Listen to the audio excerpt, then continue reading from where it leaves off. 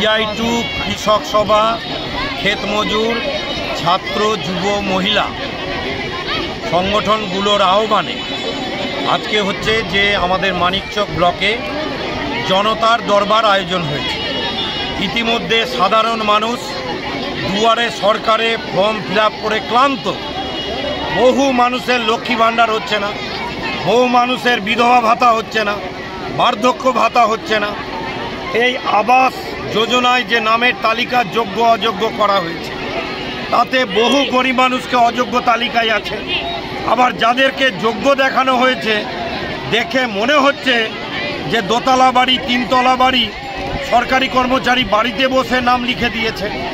গঙ্গা ভাঙনে যাদের বাড়ি ঘর ভিটামাটি চলে গেল, জমি নাই, আবাস যোজনায় নাম নাই, পাট্টা রেকর্ড দীর্ঘদিনের তার রেকর্ড হচ্ছে না, পাট্টার ওয়ারিশ রেকর্ড হচ্ছে না, রায়ত জমি রেকর্ড ভুল আছে, আমার রেকর্ড সংশোধন হচ্ছে না, বিএলআর অফিসে টাকা ছাড়া কাজ হয় না, যিনি কর্মাধ্যক্ষ আছেন তিনি 10,000 টাকা করে পাট্টার জন্য চাইছেন।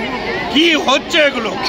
আজকে বিডিও অফিসের সামনে আমাদের জনতার দরবার চলছে এই দাবিগুলো নিয়ে।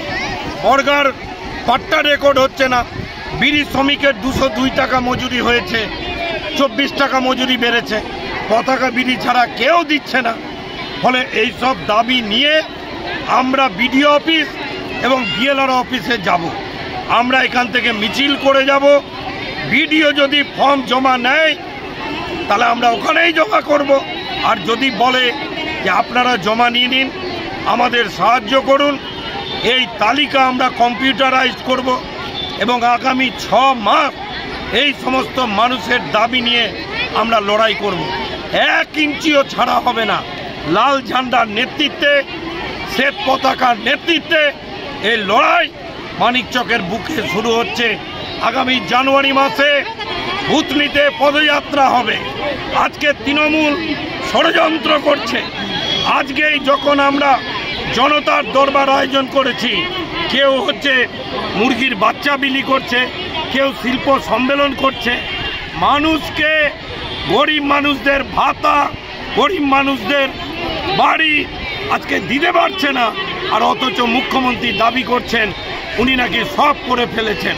তাহলে এত হাজার হাজার মানুষ এখানে কিসের জন্য এসেছে? একমাত্র দাবি যে তাদের ঘর, পাট্টা রেকর্ড, বিড়ি শ্রমিকের মজুরি, বঞ্চিত মানুষ, গরিব মানুষের লড়াই। লাল ঝান্ডা সবসময় পাশে থেকেছে।